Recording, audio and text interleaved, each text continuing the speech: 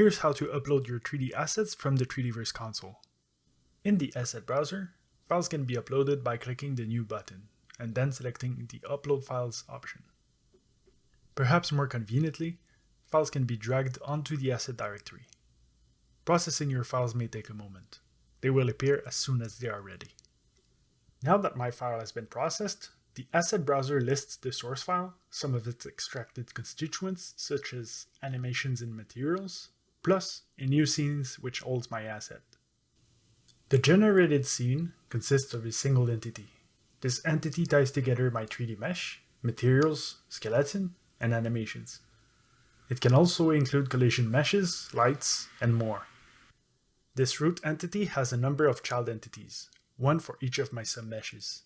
In the case of my shirt submesh, we can see a mesh reference pointing to my 3D files with a submesh index. It also has a material reference pointing to a material that was extracted from my file. Also featured is a skeleton reference, which is required for the animation controller defined on the root node. All this is contained in a scene that is meant to be reused in other scenes. This is the key. Scenes are recursive in nature. Let me show you what I mean. Here in my main scene, I can simply drag my asset scene onto the viewport. Doing so includes the asset into my scene, making it infinitely reusable simply by referencing the other scene.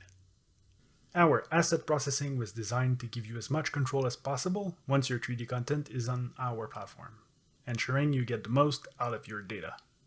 The real benefit of using scenes is that any changes made within will be propagated to every instances of the scene, like modifying a material, for example. Scenes can really speed up the development of interactive 3D content. They are ideal for collaborating. You could hand off a scene to a 3D artist, and their work will be synced to larger scenes seamlessly.